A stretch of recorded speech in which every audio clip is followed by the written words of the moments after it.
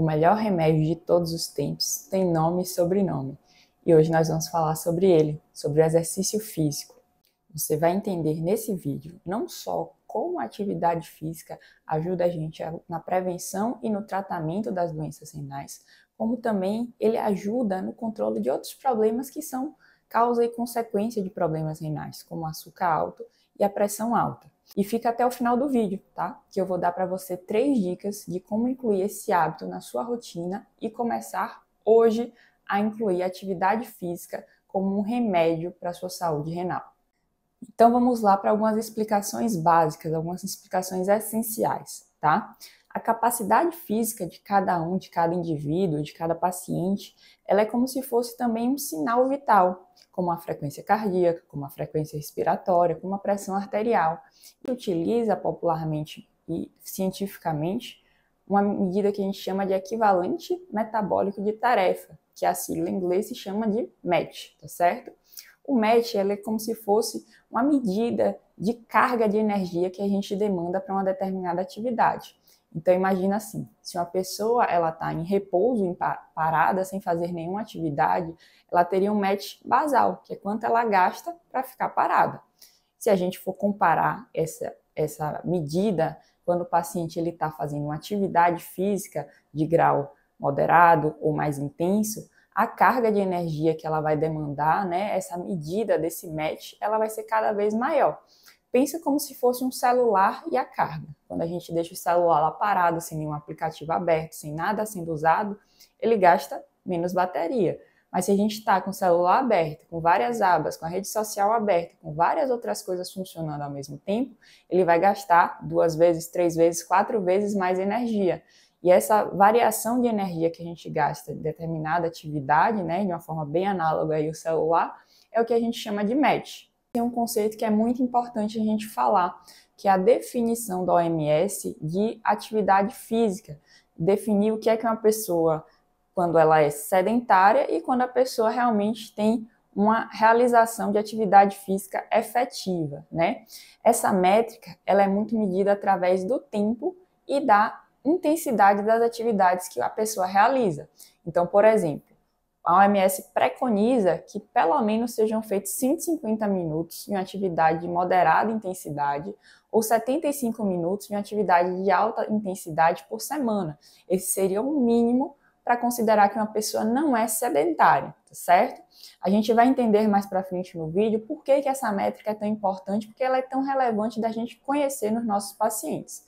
Então, até aqui, vocês já estão sabendo que existem 3 medidas que a gente considera. Os METs, né? É o quanto a gente gasta de energia para uma determinada atividade, o VO2 máximo, que é a capacidade da gente ter essa entrega de oxigênio nos tecidos, e essa métrica da OMS, essa definição, né, do que é uma pessoa não sedentária, do que é uma pessoa ativa, né, que é que a gente busca que nossos pacientes tenham essa conceituação em mente para saber a relevância e a importância da atividade física. E já conectando esse conhecimento do que a gente vai trazer aqui no vídeo, só para vocês terem uma noção, uma curiosidade. E tem alguns estudos que mostram que por essa definição da OMS, 50% dos pacientes que têm doença renal crônica nos Estados Unidos não conseguem cumpri-la, eles são sedentários. Então isso agrega um risco maior, que é o que a gente vai ver aqui nesse vídeo. Então, para a gente trazer para nosso conhecimento científico que a gente já tem dessa relação de prevenção de doença renal e de relação com atividade física, com movimento, um conceito que eu já quero trazer aqui de uma publicação recente que a gente teve de uma meta-análise de 3 estudos que mostrou que quanto maior o MET de um indivíduo, né, quanto maior esse gasto energético que o paciente tem, menor é o risco dele desenvolver doença renal crônica. Então, a partir daí a gente já vê que quanto maior o ganho dessa capacidade de gasto calórico, e isso está muito relacionado à capacidade física, né, como a gente já comentou, menor é o risco de desenvolver uma doença que pode trazer tantas consequências clínicas. Além disso, outro estudo observacional realizado ao longo de 2 anos de acompanhamento de indivíduos, né, mostrou que houve uma redução da incidência, que é o surgimento de novos casos de doença renal crônica ao longo de 2 anos de acompanhamento, principalmente naqueles indivíduos que excediam até a recomendação da OMS, que eram indivíduos que faziam de mais de 300 minutos por semana de atividade física, né? Então, já linkando aí nossa definição inicial lá de tempo de atividade física por semana, esses indivíduos eles tiveram uma redução tão importante que chegava acima de 10%. Então, pode parecer pouco, né? Mas quando a gente conhece os impactos da doença renal, a gente sabe quanto isso é relevante para cada indivíduo que segue essa recomendação. Ah, mas você pode até pensar, né, que esse benefício é só para pacientes mais jovens, para pacientes que têm uma vida mais atlética, mais ativa, mas não. A gente tem um grande estudo realizado na Holanda, chamado Estudo de Maastricht, né, que acompanha um grande grupo populacional, e eles publicaram também um estudo que mostrou em pacientes que tinham uma média de idade de 60 anos, quanto o impacto da atividade física era importante, quanto ele reduzia marcadores de progressão da doença renal, como a albuminúria, né? Que a gente sabe que é um dos mecanismos de perda de proteína na urina e é um dos grandes fatores relacionados não só com o avanço da doença renal, né? A perda da taxa de filtração, aquela porcentagem, né, que a gente calcula para saber quanto o rim está funcionando, como também a gente já conhece que é um grande fator de risco para eventos cardiovasculares, como infarto e como AVC. E ainda falando desses eventos graves, né, como infarto e AVC, hoje em dia a gente tem um conceito muito interessante, que é a síndrome cardiometabólica renal. Foi um conceito bem recente, mas que não fala tanto sobre coisas novas. Fala sobre a combinação em um indivíduo, em um paciente só, de doenças que, somadas, elas fazem danos em vários sistemas comuns. Então, por exemplo, a junção do diabetes com a obesidade, com a hipertensão, associada à doença renal, hoje em dia a gente já sabe que tem mecanismos intrínsecos de cada doença que acaba comunicando de forma negativa com outros sistemas. O diabetes afeta os rins, a obesidade piora o diabetes, a pressão alta piora a função renal. Então, toda essa comunicação negativa, né, que a gente pode chamar até de ruído, traz muitos malefícios. E de forma muito interessante, né, estudos também avaliaram pacientes sob esse risco de síndrome cardiorrenal metabólica e eles viram uma coisa muito interessante. Aqueles pacientes que tinham a definição de serem mais sedentários, eles tiveram um risco maior, não só de mortalidade, como também de eventos cardiovasculares, né, que a gente define aí como derrame, como um infarto, e também de ter mortalidade por essas complicações. Então imagina que a gente está oferecendo um remédio que não é prescrito, não é pegado na farmácia, mas que ele traz tantos benefícios que ele consegue impactar no risco de você morrer. Então, não tem um motivo para a gente não orientar nossos pacientes para fazerem e incluírem esse hábito no seu dia a dia.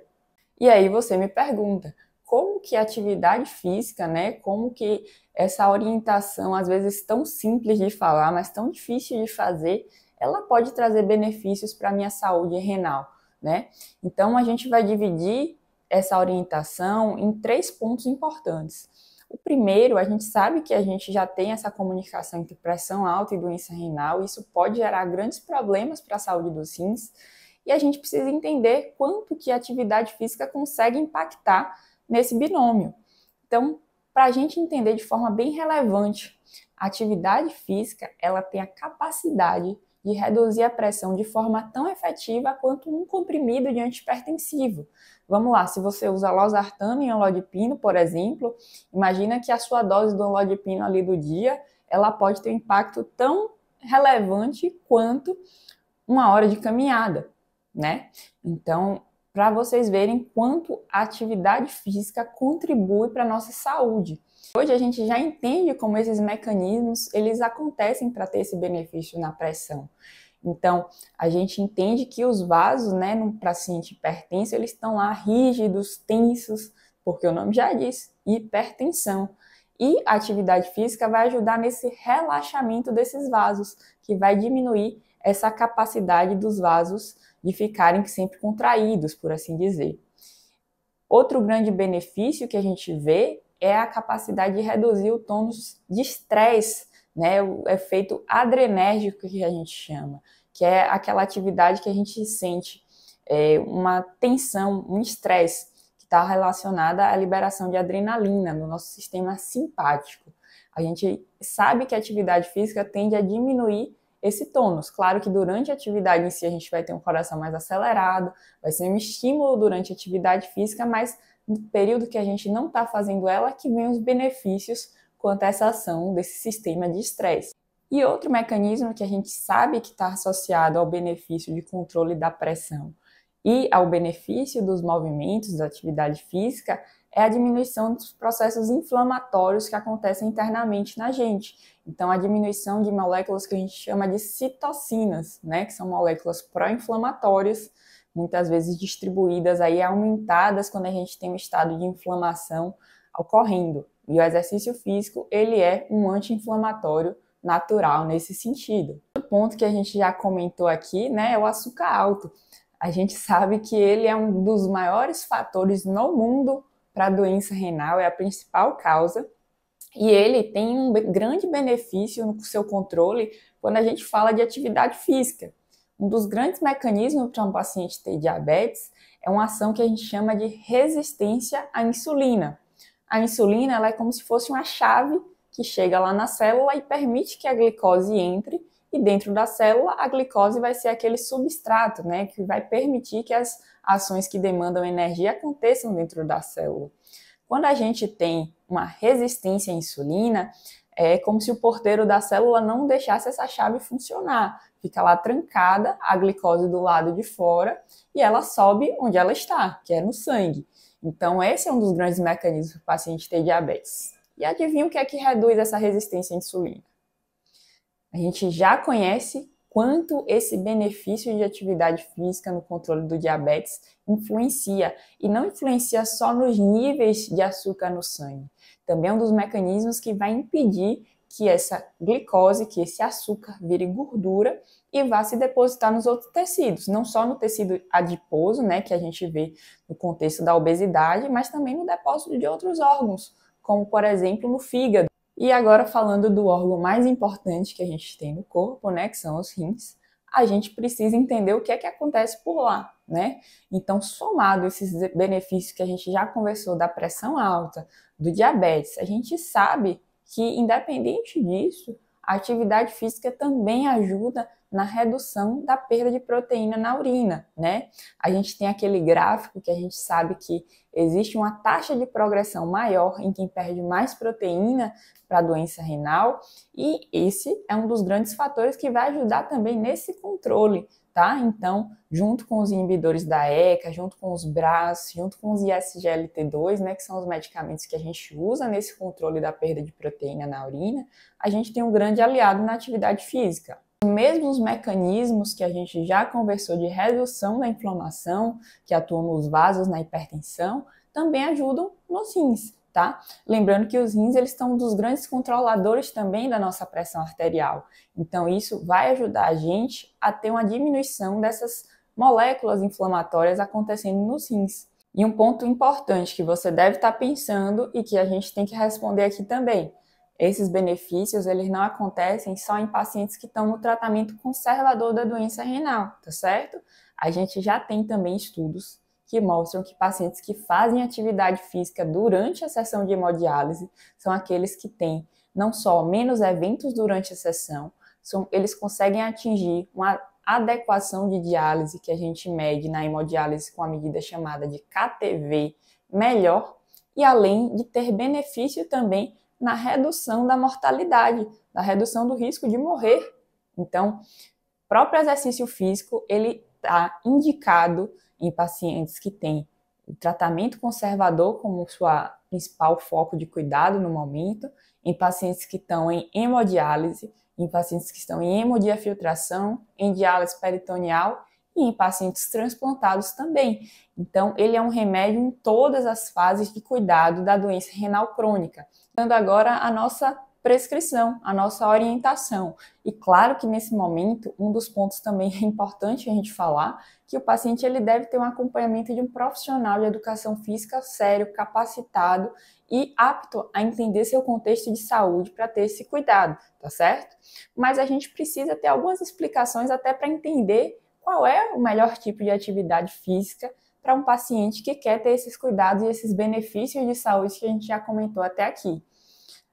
A gente precisa dividir nossa prescrição igual uma classe de remédios. Então, a gente tem tipos de exercício e a gente tem doses de exercício, tá certo? Quando a gente fala das classes de exercício, a gente gosta de dividir entre dois grupos.